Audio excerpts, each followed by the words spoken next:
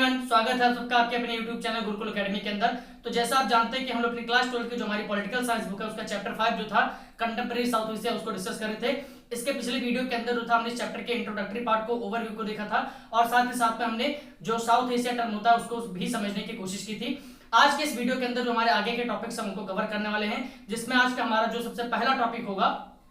वो होगा पाकिस्तान।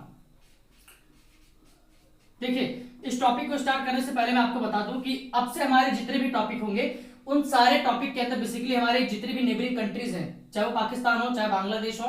चाहे वो नेपाल हो, ठीक है, चाहे वो श्रीलंका हो, इन सारी कंट्रीज के हम पॉलिटिकल हिस्ट्री को डिस्कस करेंगे। जब से उन्होंने इंडिपेंडेंस गेन किया है तब से लेकर के अब तक की जो उनकी जो पॉलिटिकल हिस्ट्री रही है, अब तक का जो उनका पॉलिटिकल कंडीशन रहा है, उस सभी को हम समझने की कोशिश करेंगे। ठीक है, तो आज के इस वीडियो के अंदर हम बेसिकली दो कंट्रीज की पॉलिटिकल हिस्ट्री को जानेंगे, एक पाकिस्तान और दूसरा बांग्लादेश। तो सबसे पहले हम पाकिस्तान को शुरू करेंगे। देखिए, आप सभी को पता है कि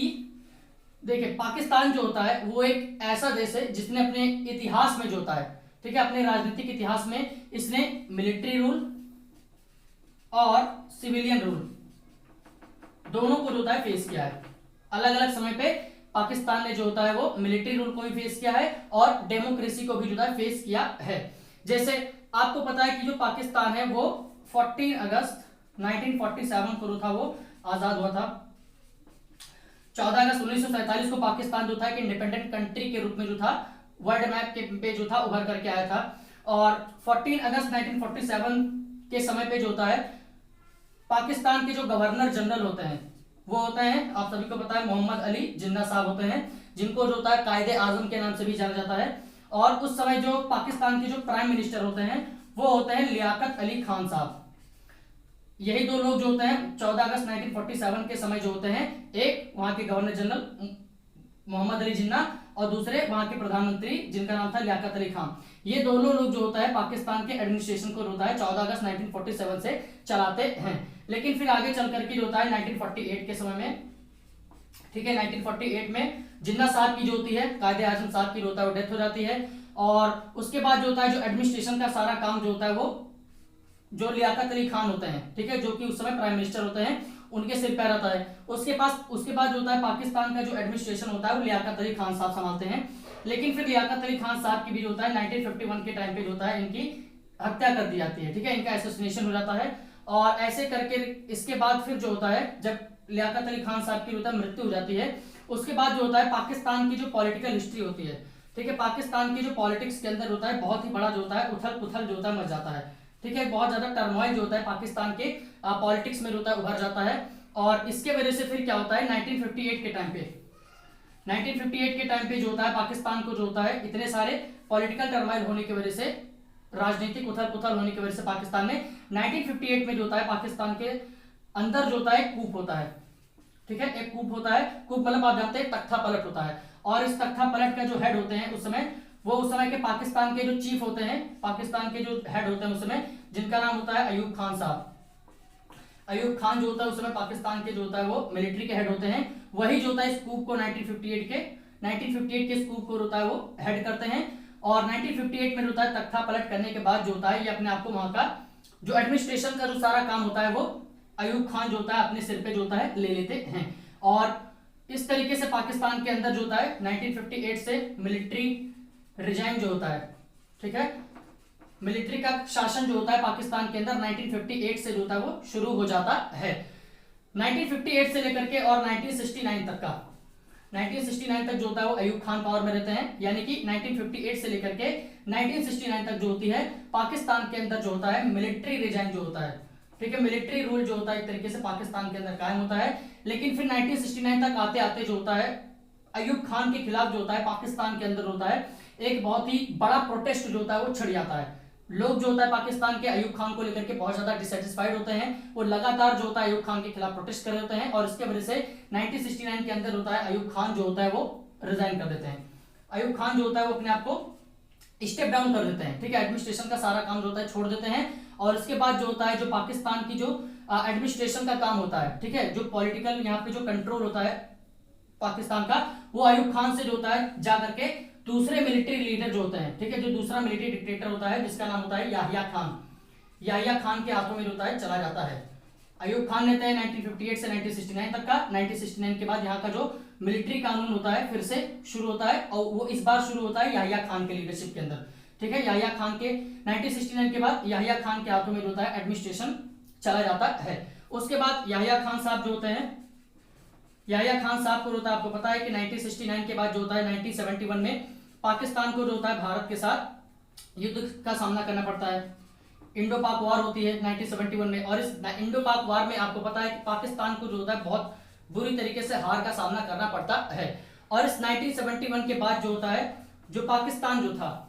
वो दो पार्ट में टूट जाता है। एक तो जो वेस्ट पाकिस्तान वाला हिस्सा होता है,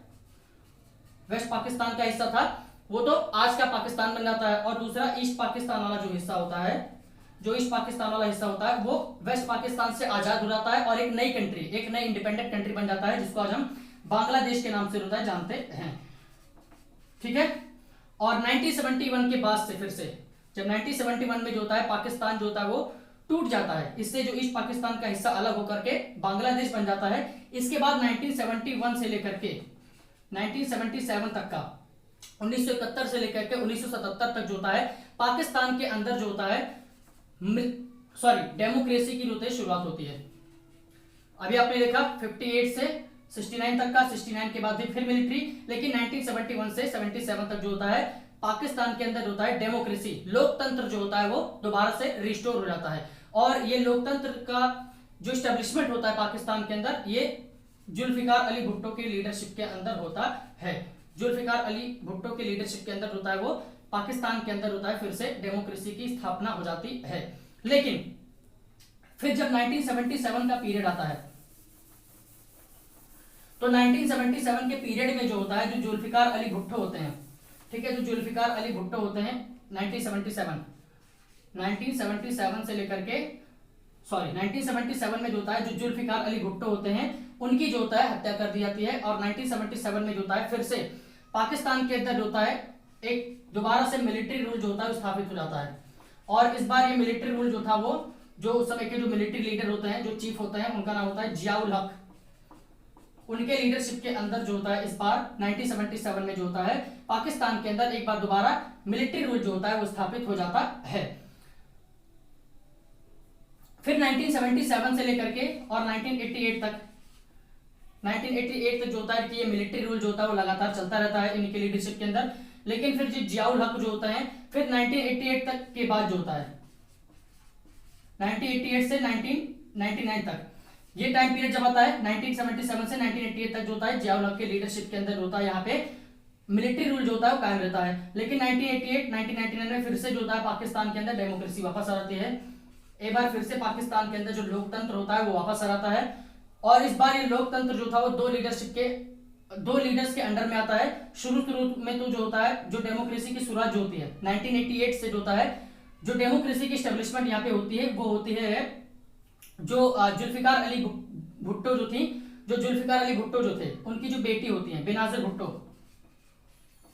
भुट्टो जो होती हैं, उनकी लीडरशिप में एक बार फिर से जो होता है पाकिस्तान के अंदर 1988 में जो होता है डेमोक्रेसी की शुरुआत होती है। बेनाजिर भुट्टो के बाद जो होता है फिर यहाँ के क्या कहते हैं, जो रूलर बन करके आते हैं, जो डेमोक्रेटिक रूलर बन करके आते हैं, उसके बाद नवाज शरीफ आते हैं। और इन दोनों के कार्यकाल में जो होता है पाकिस्तान के अंदर डेमोक्रेसी मेंटेन रहती है 1988 से 99। लेकिन फिर 1999 में जो होता है, फिर से 1999 में जो होता है पाकिस्तान के अंदर एक तरीके से फिर से एक मिलिट्री रूल की स्थापना हो जाती है। 1999 में फिर से यहाँ पे मिलिट्री रूल की स्थापना हो जाती है। और 1999 में जो होता है ये मिलिट्री रूल की स्थापना जो थी वो परवेज मुशर्रफ ने की थी। परवेज मुशर्रफ जो होते हैं उस समय के मिलिट्री के हेड होते हैं। गवर्नमेंट जो होती है वो नवाज शरीफ साहब की होती है। नवाज शरीफ साहब के खिलाफ जो होता है ये तख्ता पलट करते हैं और अपनी कानून जो होता है पाकिस्तान के अंदर उसको 1999 में इस्टेब्लिश कर देते हैं। फिर आगे चल करके 2001 में 2001 में अपने आप को होता है वहां का एक प्रेसिडेंट भी घोषित कर देते हैं। और इस तरीके से पाकिस्तान के अंदर जो होता है जो मिलिट्री रूल होता है वो लगातार बना रहता है। लेकिन फिर फाइनली जो होता है 2008 के अंदर 2008 के अंदर होता है एक बार फिर से पाकिस्तान के अंदर होता है डेमोक्रेसी जो होती है, जो लोकतंत्र होता है उसकी दोबारा से शुरुआत जो होती है वो हो जाती है। ठीक है, तो आई होप कि आपको ये जो पूरा का पूरा जो पॉलिटिकल हिस्ट्री जो था पाकिस्तान का वो समझ में आ गया होगा। एक क्विक रिवीजन जो है कर लेते हैं, और ये क्विक रिवीजन आपको जो है दिख रहा होगा, ठीक है, आपके सामने होगा स्क्रीन पर। सबसे पहले हमने देखा कि 1947 से लेकर के 58 तक का यहाँ पे एक तरीके से डेमोक्रेसी रहती है। 58 के बाद से जो होता है 69 तक का यहाँ पे डिक्टेटरशिप यहाँ पे फिर से आ जाती है, मिलिट्री रूल आ जाता है, ठीक है। 69 से लेकर के जो होता है फिर मिलिट्री रूल जो होता है लगातार कंटिन्यू रहता है, फिर और ये 71 तक कंटिन्यू रहता है। 71 के बाद से जो होता है फिर 77 तक एक बार फिर से यहाँ पे डेमोक्रेसी आती है। 77 के बाद जो होता है 88 तक का सॉरी यहाँ पे फिर से जो होता है एक बार डिक्टेटरशिप आती है। 88 से लेकर के 99 तक का जो होता है यहाँ पे एक बार फिर से डेमोक्रेसी आती है, और 1999 से लेकर के और 2008 तक यहाँ पे फिर से डिक्टेटरशिप आती है, और 2008 के बाद जो होता है यहाँ पे एक बार फिर से डेमोक्रेसी जो होती है वो शुरुआत हो जाती है, ठीक है। और बस ये पॉलिटिकल हिस्ट्री जो होता है पाकिस्तान का यहीं पे इतना ही खत्म होता है। अब हम यहाँ पे आपने एक बात गौर की होगी कि पाकिस्तान का जो अधिकतर इतिहास रहा है अभी तक का, जो पाकिस्तान का जो राजनीति का अभी तक का इतिहास रहा है, वो अधिकतर इतिहास जो है पाकिस्तान को मिलिट्री रूल में ही बीता है, ठीक है। कुछ पल के लिए डेमोक्रेसी आती है, उसके बाद फिर क्या होता है, डेमोक्रेसी जो होती है तुरंत चली जाती है, फिर मिलिट्री रूल जो होता है आ जाता है, ठीक है। तो ये मिलिट्री रूल का जो साइकिल है पाकिस्तान में एक बहुत ही लंबे समय तक के लिए जो होता है वो कंटिन्यू रहा है। और जो डेमोक्रेसी जो रही है पाकिस्तान के अंदर, पाकिस्तान के राजनीतिक इतिहास के अंदर जो डेमोक्रेसी जो है ये बहुत ज्यादा अनस्टेबल रही है। पाकिस्तान के अंदर डेमोक्रेसी का आप ये कह सकते हैं जो बेस जो है वो बहुत ज्यादा स्ट्रांग नहीं रहा है, वहां पे स्टेबिलिटी जो होती है हमको डेमोक्रेसी की बिल्कुल भी देखने को नहीं मिली है। और इसके कारण क्या है, क्यों पाकिस्तान के अंदर हमको होता है डेमोक्रेसी की स्टेबिलिटी नहीं देखने को मिली है, क्यों पाकिस्तान के अंदर डेमोक्रेसी रहता इतना ज्यादा स्ट्रांग नहीं है, इसको हम समझने की कोशिश करते हैं। देखिए सबसे पहला कारण जो है जिसकी वजह से पाकिस्तान के अंदर जो है डेमोक्रेसी जो होता है बहुत लंबे समय तक के लिए स्टेबल नहीं हो पाई, वो ये है कि पाकिस्तान की जो सोसाइटी है, पाकिस्तान का जो समाज है, ठीक है, उस समाज में जो होता है अधिकतर कुछ स्पेसिफिक क्लास के लोग, ठीक है, जैसे कि मिलिट्री चीफ हो गए, एरिस्टोक्रेटिक क्लास के लोग हो गए, ठीक है। एरिस्टोक्रेटिक मतलब पता है ना आपको, नोबल क्लास के लोग जो होते हैं एक तरीके से प्रिविलेज ग्रुप होता है, एरिस्टोक्रेटिक क्लास के लोग हो गए, क्लर्जी क्लास हो गया, ठीक है। तो ये बहुत सारे जो अलग अलग तरीके के जो क्लास के लोग जो रहे हैं, इन सभी का जो होता है पाकिस्तान की सोसाइटी के अंदर होता है काफी ज्यादा डोमिनेंस रहा है। इन्होंने जो होता है पाकिस्तान की सोसाइटी को काफी ज्यादा डोमिनेट किया है, काफी ज्यादा लीड किया है, इनका पाकिस्तान की सोसाइटी के अंदर काफी ज्यादा इन्फ्लुएंस जो होता है वो हमेशा बना रहा है। इसके वजह से क्या हुआ, अब क्योंकि ये सारे लोग जो होता है प्रिविलेज ग्रुप है, प्रिविलेज क्लास के लोग हैं, और अगर पाकिस्तान के अंदर होता है डेमोक्रेसी को ये अलाउ कर दें, अगर पाकिस्तान के अंदर होता है डेमोक्रेसी आ जाती है, अगर पाकिस्तान के अंदर डेमोक्रेसी स्टैब्लिश हो जाएगी, तो ये जितने भी प्रिविलेज क्लास के लोग हैं, इन सबकी जो डोमिनेंस है, इन सबका जो अथॉरिटी है सोसाइटी के अंदर, ठीक है, जो इनको प्रिविलेज सोसाइटी के अंदर मिली हुई है, वो तो सब खत्म हो जाएगी। क्यों खत्म हो जाएगी, क्योंकि डेमोक्रेसी को पता है कि डेमोक्रेसी में आपको पता है कि इक्वालिटी होती है, सभी लोग जो होते हैं बराबर होते हैं, और अगर सब लोग समाज में बराबर हो जाएंगे तो इनका जो प्रिविलेज है, इनका जो डोमिनेंस है सोसाइटी के अंदर, वो तो ऑटोमेटिकली खत्म हो जाएगा। तो इनका जो होता है डोमिनेंस ना खत्म हो, इनकी अथॉरिटी, इनकी सुपीरियरिटी जो होती है सोसाइटी के अंदर हमेशा बनी रहे, इसके वजह से ये सारे ग्रुप जो होता है हमेशा पाकिस्तान के अंदर होता है ये डेमोक्रेसी को सपोर्ट करने के बजाय हमेशा डिक्टेटरशिप को होता है सपोर्ट करते हैं, हमेशा से जो होता है ये पाकिस्तान के अंदर मिलिट्री रिजाइन को होता बढ़ावा देते हैं। इसी की वजह से क्या था, पाकिस्तान के अंदर जो डेमोक्रेसी होती है वो बहुत ज्यादा स्टेबल नहीं रह पाई। दूसरा कारण इसका क्या है, दूसरा कारण जो होता है इसका वो ये है, ठीक है, कि पाकिस्तान के अंदर जितने भी मिलिट्री रूलर हैं, पाकिस्तान के अंदर जितने भी मिलिट्री रूलर हैं, इनका जो था कहना था, इनका एक मानना था कि पाकिस्तान के अंदर जितने भी पॉलिटिकल पार्टीज हैं,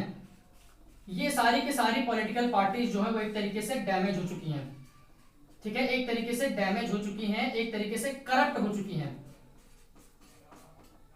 पाकिस्तान के मिलिट्री रूलर का मानना था कि पाकिस्तान के अंदर जितनी भी पॉलिटिकल पार्टीज हैं वो डैमेज हो चुकी हैं, या फिर आप ये कह सकते हैं कि करप्ट हो चुकी हैं। और इसके वजह से, क्योंकि ये सारी पॉलिटिकल पार्टीज जो होती हैं वो करप्ट हो चुकी हैं, अगर ये सारी पॉलिटिकल पार्टीज पाकिस्तान के अंदर होता है गवर्नमेंट बनाती हैं, पाकिस्तान के होता है एडमिनिस्ट्रेशन को चलाएंगी, तो पाकिस्तान की जो इंटरनल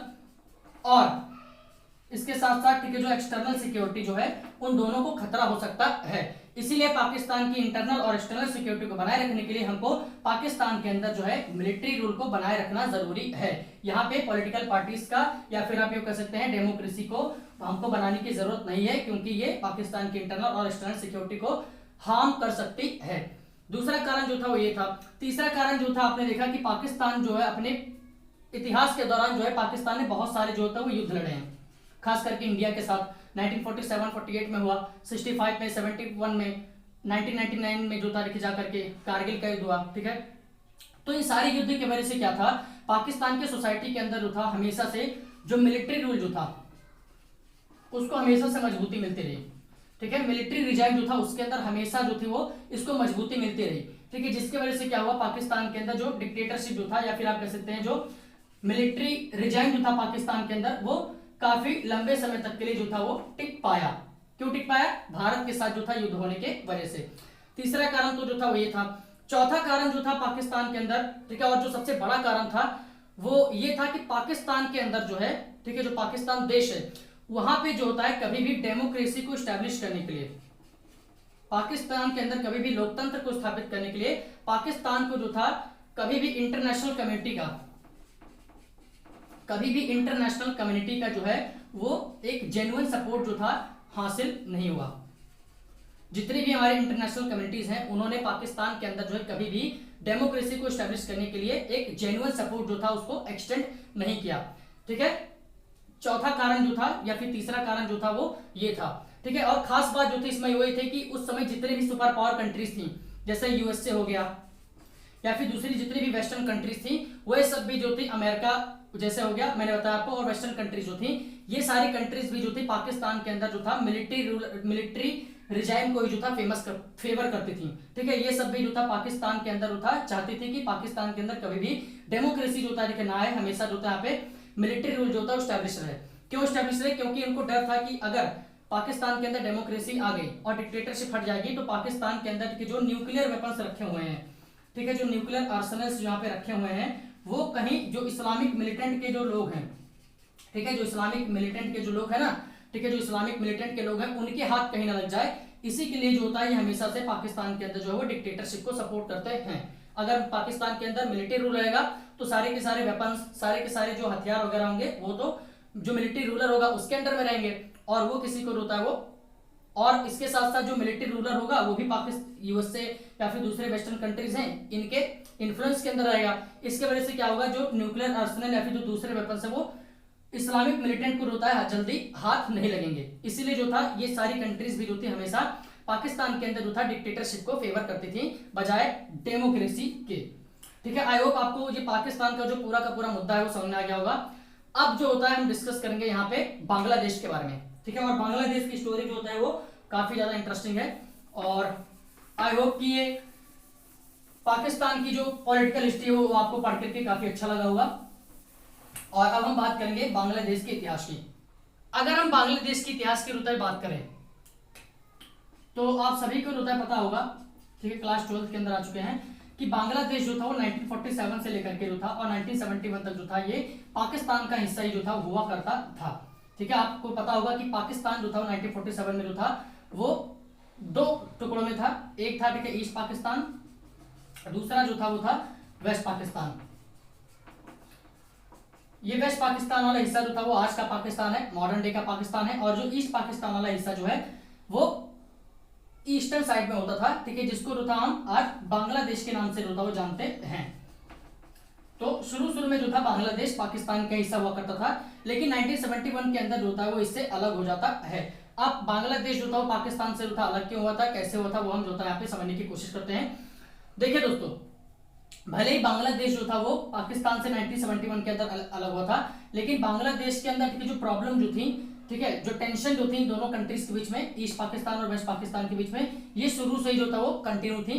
ठीक है, और ये टेंशन, ये प्रॉब्लम जो थी दोनों कंट्रीज के बीच में क्यों थी, इसके बहुत सारे कारण थे। ठीक है, जिसमें से सबसे पहला और बेसिक कारण जो था वो ये था कि जितने भी चीजें जो होती थी, ठीक है, वो सारी की सारी चीजें, चाहे वो जुडिशियल एडमिनिस्ट्रेशन को लेकर के हो, जुडिशियल इंस्टीट्यूशन हो, एडमिनिस्ट्रेशन इंस्टीट्यूशन हो, जितने भी तरीके के इंस्टीट्यूशन वाली जो चीजें होती थी वो सब वेस्ट पाकिस्तान में थे। ठीक है। और इसके वजह से क्या था, ईस्ट पाकिस्तान के लोग जो होते थे इनको कोई भी छोटे मोटे काम होते थे, जैसे एडमिनिस्ट्रेशन से रिलेटेड कोई काम हो, ठीक है, जुडिशरी से रिलेटेड कोई काम हो, कोई भी जुडिशियल एक्टिविटी हो, या कोई पॉलिसी मेकिंग का कोई काम हो, इसके लिए क्या था, इन सभी लोगों को था ईस्ट पाकिस्तान को छोड़ करके इधर बे ऑफ बंगाल को क्रॉस करते हुए, इंडियन ओशन को क्रॉस करते हुए, अरेबियन सी को क्रॉस करके वेस्ट पाकिस्तान जो था वो आना पड़ता था। ठीक है, क्योंकि मैंने आपको बताया सारे के सारे जो इंस्टीट्यूशन जो थे, जो सेंटर जो थे, वेस्ट पाकिस्तान के अंदर हुआ करते थे। तो इसके वजह से क्या होता था, छोटे मोटे काम के लिए भी जो था ईस्ट पाकिस्तान को लोगों को इतना लंबा जो था वो ट्रेवल करना पड़ता था, क्योंकि बीच में तो इंडिया था, वहां से आ नहीं सकते थे। ये तो एक नॉर्मल कारण था। दूसरा कारण जो था वो ये था कि जो वेस्ट पाकिस्तान जो था वो ईस्ट पाकिस्तान के लोगों के ऊपर जो था बहुत ज्यादा डोमिनेंस रखता था अपना, इनको जो था डोमिनेट करता था एक तरीके से। ठीक है, डोमिनेट कैसे करता था कि वेस्ट पाकिस्तान के लोग जो थे वो ईस्ट पाकिस्तान के लोगों की, ठीक है, बिल्कुल भी जो था इनको इंपॉर्टेंस नहीं देते थे, इनको बिल्कुल भी जो था रिकॉग्निशन जो था वो नहीं देते थे, इनको एक तरीके से नजरअंदाज करके हमेशा रखते थे। इनकी जो भी विशेष होती थी, कोई भी इच्छा होती थी, कोई भी इनकी जो जरूरतें होती थी, उनको किसी भी तरीके से जो था पूरा नहीं करते थे। बदले में जो था इनके ऊपर जो था अत्याचार काफी ज्यादा करते थे, इनका काफी ज्यादा जो था एक्सप्लॉयटेशन भी जो था ये लोग करते थे वेस्ट पाकिस्तान के लोग, और इनको एक तरीके से डोमिनेंस जो था इनके ऊपर अपना जो था हमेशा बना करके रखते थे। इसके साथ साथ जो था जो सबसे बड़ा कारण होता है जिसकी वजह से ईस्ट पाकिस्तान के अंदर जो प्रोटेस्ट होता है वेस्ट पाकिस्तान के खिलाफ, वो एक स्पीड पकड़ लेता है। ठीक है, वो ये था कि ईस्ट पाकिस्तान जो वेस्ट पाकिस्तान जो था, ठीक है, उसमें जो था 1948 के अंदर जो कायदे आजम मोहम्मद अली जिन्ना जो थे, इन्होंने जो था घोषित कर दिया कि जो उर्दू है वो पाकिस्तान की जो है वो ऑफिशियल लैंग्वेज होगी।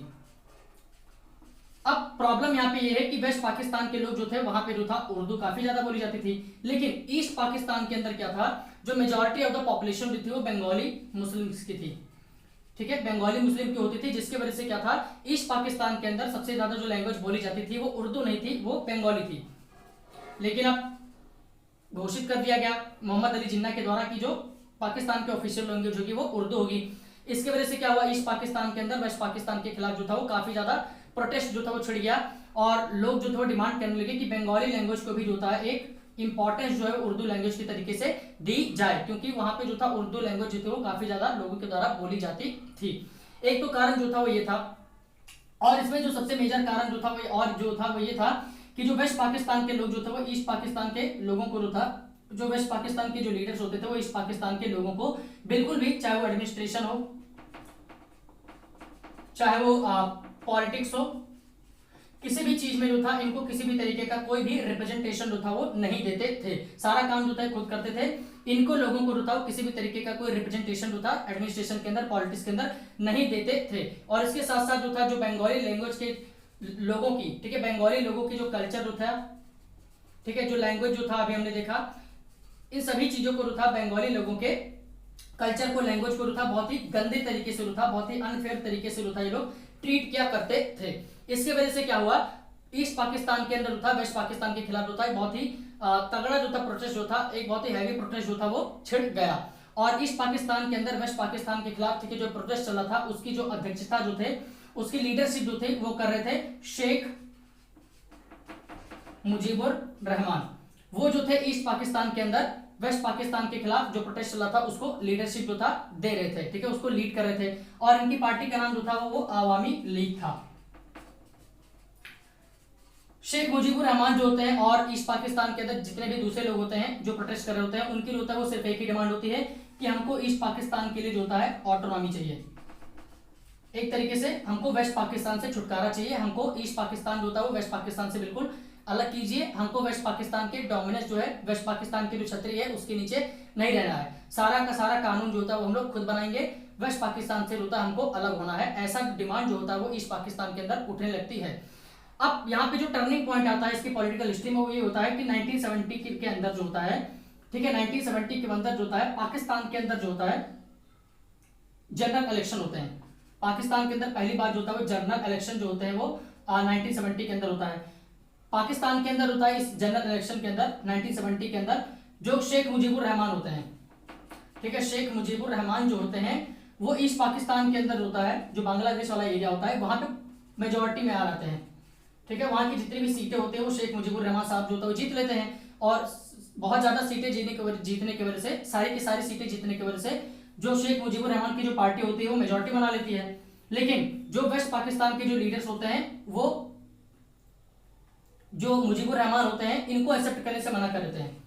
भाई मेजोरिटी जो था वो मुजीबुर रहमान ने बना लिया, लीडरशिप में कौन आएगा, मुजीबुर रहमान, लेकिन जो वेस्ट पाकिस्तान के जो लीडर्स होते हैं वो मना कर देते हैं, ठीक है, वो इस इलेक्शन रिजल्ट को होता है मानने से मना कर देते हैं। वो शेख मुजीबुर रहमान को होता है जो वेस्ट पाकिस्तान का जो लीडरशिप होती है, ठीक है, जो गवर्नेंस का जो कारभार होता है वो मुजीबुर रहमान को देने से बिल्कुल मना कर देते हैं, और इसके साथ साथ जो होता है मुजीबुर रहमान को वो लोग अरेस्ट भी करवा देते हैं और उनको जेल में डालवा देते हैं, ठीक है। और जब मुजीबुर रहमान जो होता है वो जेल के अंदर जाते हैं तो ईस्ट पाकिस्तान के लोग जो होता है वो और भी तेजी से जो होता है वेस्ट पाकिस्तान के खिलाफ प्रोटेस्ट करना जो होता है वो शुरू कर देते हैं। और इसके बाद क्या होता है, जब ईस्ट पाकिस्तान के लोग जो होता है वो वेस्ट पाकिस्तान के खिलाफ एक बहुत तेजी से जो होता है प्रोटेस्ट करते हैं, तो उस समय के जो मिलिट्री लीडर होते हैं वेस्ट पाकिस्तान के अंदर, आपको पता है याह्या खान, ये ईस्ट पाकिस्तान के लोगों के जो प्रोटेस्ट होता है उसको दबाने के लिए जो होता है अपनी मिलिट्री भेज देते हैं, ठीक है, अपनी मिलिट्री को वहां पे भेज देते हैं ताकि जो लोगों का प्रोटेस्ट है उसको दबा सके, ठीक है, लोगों की जो आवाज है उसको हमेशा के लिए बंद कर सके। याह्या खान की मिलिट्री वहां पे जाती है, वहां पे बहुत ही ज्यादा ब्रूटैलिटी करती है, वहां पे लोगों को रुता मारना शुरू कर देती है, मारना पीटना रुता है, काटना शुरू कर देती है, बहुत सारे लोगों की रुता इसमें जान जाती है। इसके वजह से क्या होता है, जो ईस्ट पाकिस्तान के लोग होते हैं वो इंडिया की तरफ जो होता है भागना शुरू कर देते हैं,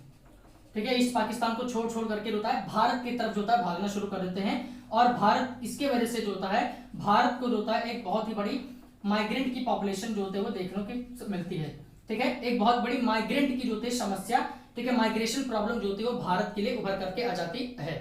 भारत के लिए जो होता है ये माइग्रेशन प्रॉब्लम जो होती है क्यों बन करके आती है, क्योंकि आपको पता है कि 1970s का ये समय था, 1971, इस समय हम भी जो था कोई बहुत ज्यादा जो था वो अमीर नहीं थे, ठीक है, हमारी इकोनॉमिकल कंडीशन भी जो था बहुत ज्यादा बेकार थी इस समय। और जब इतने सारे लोग जो थे वो ईस्ट पाकिस्तान से इंडिया के अंदर आए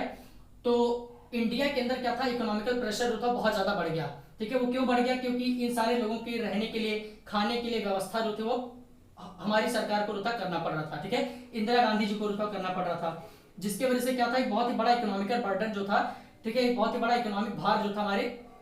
कंट्री के ऊपर जो था वो लगातार पड़ता जा रहा था। इसके वजह से क्या होता है, इंदिरा गांधी जो था वो फाइनली डिसाइड करते हैं कि हम लोग जो ईस्ट पाकिस्तान की जो इंडिपेंडेंस की डिमांड है उसको सपोर्ट करेंगे और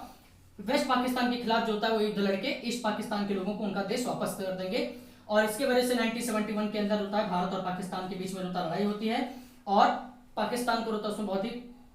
ठीक है, बुरी तरीके से हार का सामना करना पड़ता है। भारत जो होता है वो विजयी होता है और उसके बाद जो होता है जो देश होता है ईस्ट पाकिस्तान का वो मुजीबुर रहमान के हाथों होता है हवाले कर दिया जाता है। एक बार फिर से बंगाली पॉपुलेशन जो होता है अपने देश को वापस लौट जाते हैं और इस तरीके से वर्ल्ड मैप के ऊपर एक नया कंट्री उभर करके आता है जिसका नाम होता है बांग्लादेश, ठीक है।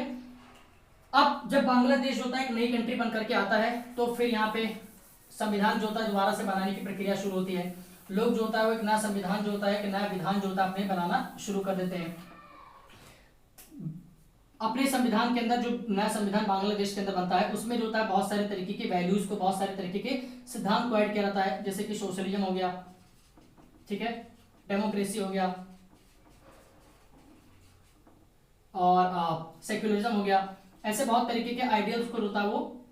बांग्लादेश के कॉन्स्टिट्यूशन के अंदर ऐड किया जाता है। लेकिन अब कहानी जो होती है ये तो हमने आधा पार्ट जो होता है डिस्कस कर लिया, ठीक है। अब जो सबसे इंटरेस्टिंग वाला पार्ट जो है वो अब शुरू होता है, ठीक है। वो अब क्यों शुरू होता है कि आगे चल करके जो मुजीबुर रहमान जो थे जिन्होंने अभी तक बांग्लादेश के इंडिपेंडेंस के लिए लड़ाई लड़ी थी उनका थोड़ा जो होता है वो दिमाग खराब हो जाता है, ठीक है, थोड़ा सा उनका जो मेंटल, ठीक है, जो मानसिक संतुलन होता है वो थोड़ा सा हिल जाता है, ठीक है। हिल क्या जाता है पूरी तरीके से चेंज हो जाते हैं। वो चेंज क्या होता है कि 1975 के अंदर जो होता है मुजीबुर रहमान जो होता है वो बांग्लादेश के संविधान में जो होता है एक अमेंडमेंट करते हैं, एक कॉन्स्टिट्यूशनल अमेंडमेंट जो होता है वो लेकर के आते हैं और इस अमेंडमेंट के जरिए बांग्लादेश के अंदर होता है जो पार्लियामेंट्री सिस्टम जो होता है गवर्नमेंट का उसको चेंज करके ये प्रेसिडेंशियल सिस्टम की तरफ लेकर के चले जाते हैं, ठीक है। पार्लियामेंट्री सिस्टम से होता है ये प्रेसिडेंशियल सिस्टम कर देते हैं और अपने आप को होता है बांग्लादेश का प्रेसिडेंट जो होता है घोषित कर देते हैं। इसके साथ साथ होता है ये अपनी पार्टी को होता है छोड़ करके जिसका नाम था अवामी लीग, इसको छोड़ करके और जितनी दूसरी भी जो पार्टियां होती थी बांग्लादेश के अंदर उन सभी को होता है अबॉलिश कर देते हैं। अपनी पार्टी को छोड़ करके और सारी की सारी पार्टियों को ये अबॉलिश कर देते हैं। इसके वजह से क्या होता है बांग्लादेश के अंदर ये जितनी हरकतें जो थी वो मुजीबुर रहमान करते हैं, ठीक है। इसके वजह से बांग्लादेश के अंदर होता है एक मिलिट्री अपराइजिंग जो होता है वो शुरू हो जाता है, एक सैन्य विद्रोह जो होता है एक तरीके से वो बांग्लादेश के अंदर होता है वो उमड़ना शुरू हो जाता है। और इस सैन्य विद्रोह के अंदर अगस्त 1975 के अंदर जो होता है वो मुजीबुर रहमान जी को होता है उनकी हत्या जो होती है वो कर दी जाती है, उन्हें मार दिया जाता है। और फिर इसके बाद जो होता है बांग्लादेश के अंदर एक मिलिट्री रिजाइन की जो शुरुआत होती है, ठीक है, डिक्टेटरशिप आती है यहाँ पे फिर से। और ये डिक्टेटरशिप जो होता है बेसिकली उस समय के जो बांग्लादेश के जो चीफ, जो आर्मी के जो हेड होते हैं, ठीक है, जो चीफ होते हैं जिनका नाम था जियाउर रहमान, उनके लीडरशिप के अंदर होते वो आती है, ठीक है। तुरंत नहीं आती है, ये जो मिलिट्री कूप जो ये करते हैं ये 1977 के अंदर करते हैं, ठीक है। 1975 के अंदर मुजीबुर रहमान जी को मारा जाता है, 77 के अंदर होता है तख्ता पलट करते हैं, ठीक है। और इसके ये जो टाइम पीरियड जो था 75 से 77 तक का, इसके अंदर जो था बांग्लादेश के अंदर जो था एक बहुत ही बड़ा पॉलिटिकल टर्मोइल जो होता है वो होता है, ठीक है। इसकी राजनीति जो होता है पूरी तरीके से होता है उथल पुथल हो जाती है। और इसी के बाद जो था वो 1977 में होता है ये तख्ता पलट जो होता है यहाँ पे करते हैं 1977 के अंदर। लेकिन मुजीबुर रहमान जो होता है फिर 1978 के अंदर होता है अपने आप को यहाँ का ये प्रेसिडेंट भी घोषित कर देते हैं। 1978 के अंदर जियाउर रहमान जो होता है जियाउर रहमान जो था उन्होंने जो था अपने आप को यहाँ का प्रेसिडेंट घोषित कर देते हैं। लेकिन जब 1979 का टाइम आता है, 1979 के पीरियड में जो होता है जियाउर रहमान जो होता है अनाउंस करता है कि मैं पाकिस्तान के अंदर बांग्लादेश के अंदर जो है बांग्लादेश के अंदर होता है वो इलेक्शन कराऊंगा, ठीक है। 1979 के अंदर इलेक्शन ये करवाते भी हैं और खुशी से जियाउर रहमान जो होता है वो किस्मत से 1979 के इलेक्शन को होता है जीत भी लेते हैं, ठीक है। इनकी खुद की जो पार्टी होती है बांग्लादेश नेशनल पार्टी, ये बनाते हैं उसको और 1979 के इलेक्शन को होता है जीत जाते हैं। लेकिन फिर दिक्कत ये आती है कि 1979 के बाद 1981 का टाइम आता है। ये इलेक्शन जो था वो जीत चुके थे 1979 का, लेकिन 1981 के अंदर जो होता है इनकी हत्या कर दी जाती है और एक बार फिर से बांग्लादेश के अंदर होता है मिलिट्री रूल जो होता है वो स्टैब्लिश हो जाता है। और इस बार ये मिलिट्री रूल जो था वो एचएम इरशाद, ठीक है, हुसैन मोहम्मद इरशाद, जो कि उस समय बांग्लादेश के लेफ्टिनेंट जनरल हुआ करते थे, इनके लीडरशिप के अंदर इस बार ये मिलिट्री